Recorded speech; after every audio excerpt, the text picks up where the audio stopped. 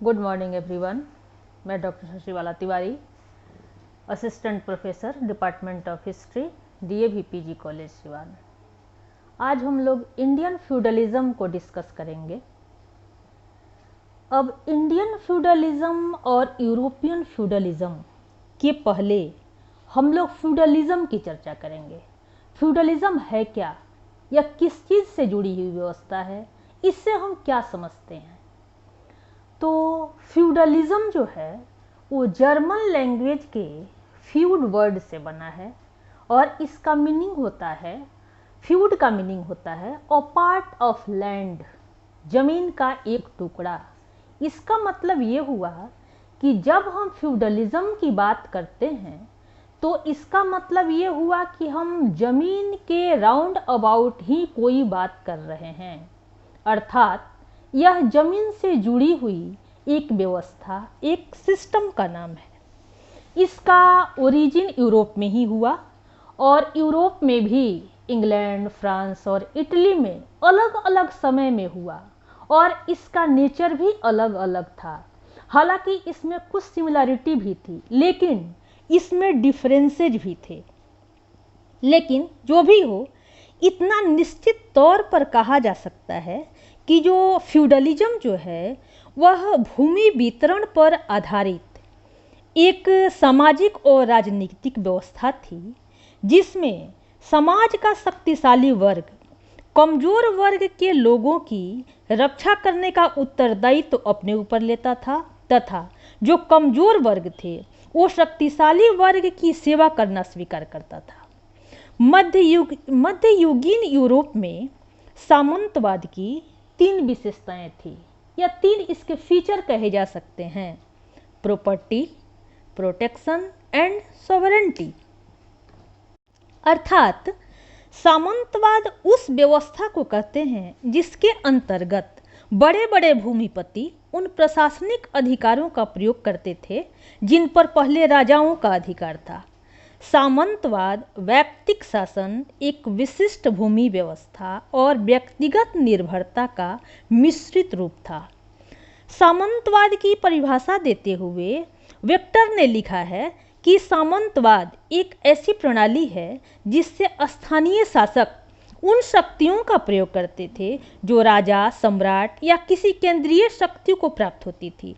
इस प्रथा के अंतर्गत राजा अपने अधीनस्थ भूमि को अपने वीर सैनिकों या अन्य राजभक्तों में बांट देता था और उस वितरित भूभाग के स्वामी वो व्यक्ति बन जाते थे और अपनी इच्छा के अनुसार कृषकों से इस पर खेती करवाते थे और इनसे टैक्स कलेक्ट करते थे।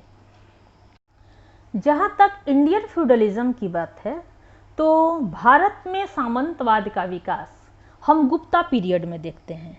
हालांकि इसके विकास के जो चिन्ह हैं वो हम इसके पहले भी देखे जा सकते हैं।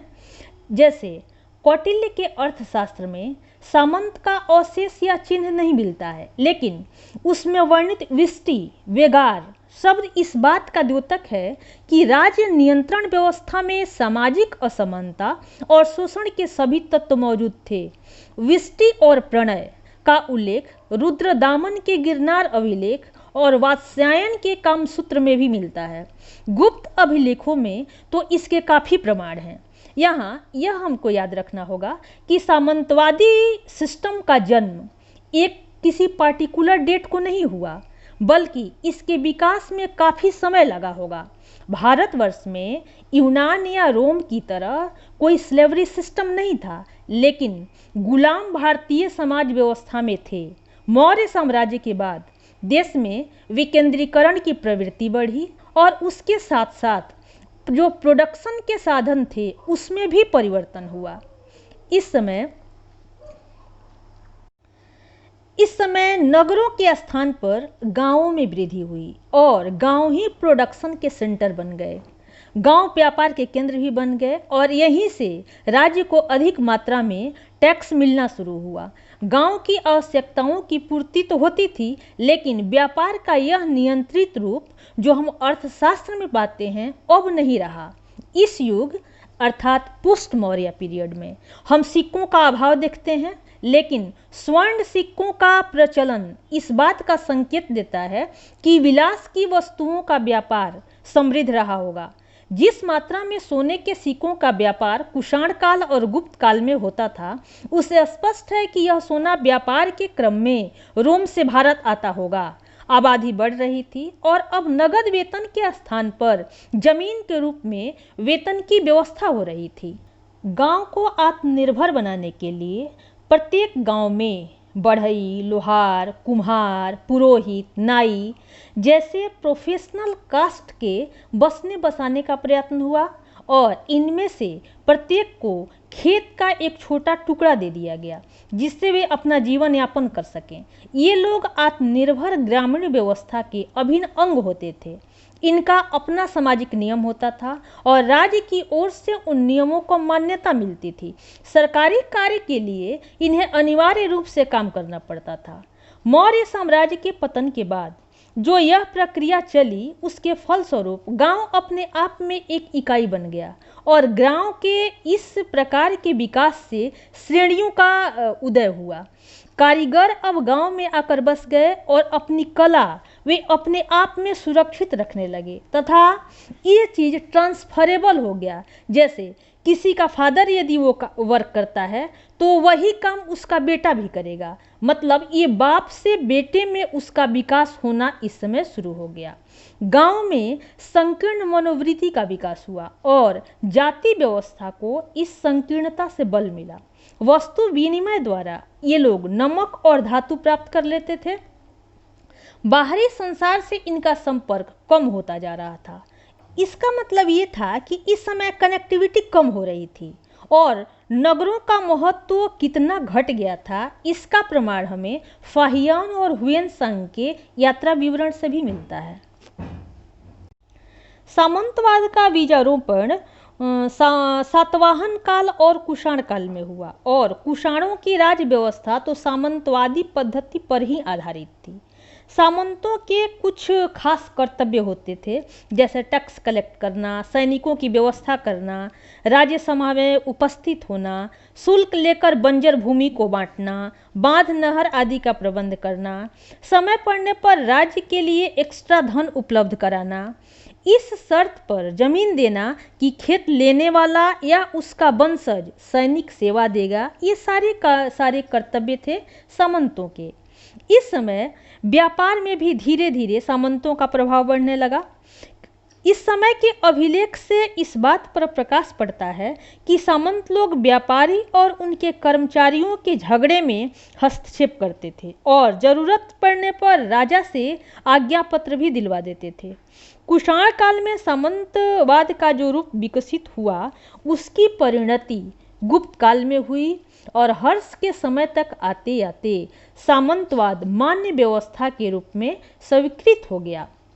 सामंतवादी व्यवस्था में कृषि पर निर्भरता बढ़ गई और व्यापार का ह्रास, नगरों का पतन, सिक्कों की कमी, ये सब इसके जो हैं वो लक्षण हैं।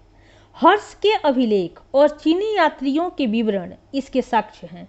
याज्ञवल्क्य स्मृति, नारद स्मृति, बृहस्पति स्मृति, कात्यायन स्मृति और कामंडकीय नीतिसार के वैज्ञानिक अनुशीलन से भारतीय सामंतवाद का जो रूप उपस्थित होता है, उसका समर्थन हमें गुप्तकालीन अभिलेखों और अन्य साधनों से भी मिल जाता है।